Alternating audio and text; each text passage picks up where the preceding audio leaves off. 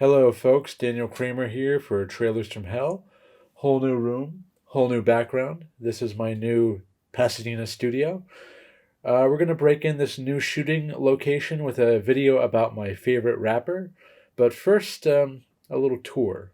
So, this is my new desk. It's got three computer screens, and then we have the Canadian guys at the very on the top shelf here: Ted Kotcheff, Sidney Furie, Narazzano, and some counterculture films, which if you've seen my Trailers from Hell episodes, you know I'm a counterculture film nut. Our film of the day, which we're going to get to momentarily, there's George Cukor and some gizmo at the end there. Wink, wink to Joe Dante. And then there's my favorite rapper. And because I'm the king of cinephilic dad jokes, I'm going to give you pearls. My favorite rapper is Irving Rapper. Sorry, but just look at the guy's name. The joke writes itself. It's January 2024, and I've officially embarked on my new literary project, tentatively titled Now Irving Rapper, The Life and Films of a Classic Hollywood Stylist for University Press of Kentucky's Screen Classic series. I've been neck deep in research for it, and I'm very excited, to say the least. One of the films for which I'm really going up to bat in the text is Marjorie Morningstar, starring Gene Kelly and, of course, Natalie Wood in the title role, based on the best-selling novel by Herman Wouk. The film did okay box office, but its reviews were a bit on the tepid side. But it has its defenders, me among them, and I want to point out that the film is notable, most notable maybe, for its depiction of the New York Jewish social milieu, including an actually very accurate scene in an Orthodox synagogue, especially so for the late 1950s.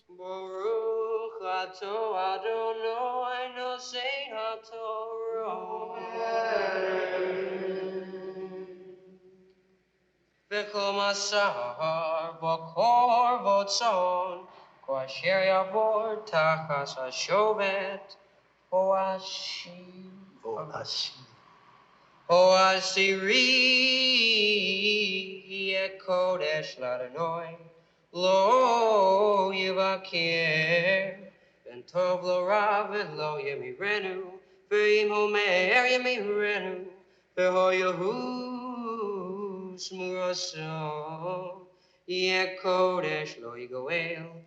Pretty extraordinary. And I know a little bit about that because I'm a one time Orthodox guy, and I'm used to yelling at the screen when most movies get that kind of thing wrong, and sometimes even dreadfully wrong. I'm thinking especially of a movie like Sidney Lumet's Stranger Among Us. But that's neither here nor there. How about we get to know Marjorie? Yeah, let's get to know Marjorie. This is the way the best loved of bestsellers comes to life. Irving Rapper wasn't the original director lined up for Marjorie Morningstar. It was originally a Daniel Mann project, a hot literary property to follow his success on films like The Rose Tattoo and Tea House of the August Moon. Irving was brought in to direct a screen test for Natalie Wood, after an expansive search for a talented unknown yielded no result. And by many accounts, it was the best test that Warner execs had ever seen. But Irving knew to be cautious about that type of superlative because 7 years previous, he had directed a legendary screen test of Tallulah Bankhead for the Amanda Wingfield role eventually played by a miscast Gertrude Lawrence in The Glass Menagerie. Tallulah wasn't cast because of her reputed issues with alcohol, and Jack Warner's own skittishness following years of dealing with Errol Flynn's drinking habits. But at least in the case of Natalie Wood, the creative voices won out and Natalie got the role. Many gripe that she wasn't even right for the part, but I truly beg to differ. The girl might not bleed Manischewitz, but I think she's splendid and tuned just right, as the ambitious Upper West Side Jewish girl with an overbearingly bourgeois mother and big dreams of becoming a great actress. Most of the criticism of the film flowed from the perceived miscasting of Gene Kelly as temperamental Catskills entertainment circuit wonder boy Noel Airman. But I want to invoke a Time Out London critic who called it, quote, easily Kelly's most underrated performance. He elaborates, Kelly's telling contribution as the talented yet troubled Noel, whose gnawing insecurity that he might not be the genius he so obviously wants to be, resonates strongly with the star's own well-documented neuroses. The switch back from arrogance to vulnerability feels open and authentic in a way Kelly rarely displayed in his musical work." End quote. Some say Kelly is much too old for the role, but the guy was never not handsome and attractive, even as he aged, and it personally never bugged me much at all. He was 100% Rapper's idea, and he wasn't a compromise or a last resort, as some have speculated. I've seen the studio memos and the documentation. I'll affirm, Rapper very much wanted Kelly for Noel Ehrman. However, before all parties got comfortable with Kelly, Robert Evans was among those who auditioned for the part. Yep, Mr. Kid in the Picture himself. Irving apparently thought he was just a pretty face and treated him rather rudely as such.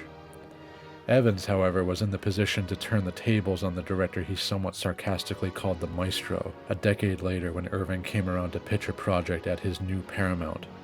This is all accounted in Evans's book if you want to dig deeper. I got to access Irving's personal script collection at the Academy Library, with his handwritten annotations. It was fascinating to see the hand-scrawled dialogue adjustments and shot doodles.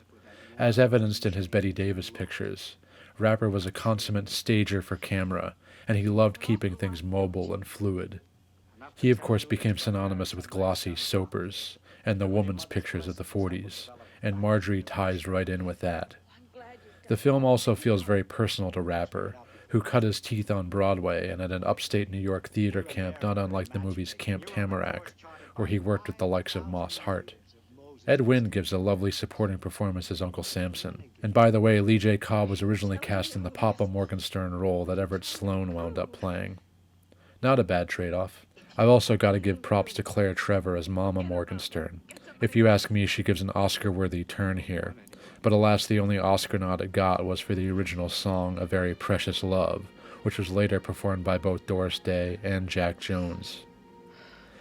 I'll defend Marjorie Morningstar till the buckle on my Borscht belt falls off. That means for good. It immersively captures a milieu and a way of life, as few contemporary pictures did, even amid all the gloss.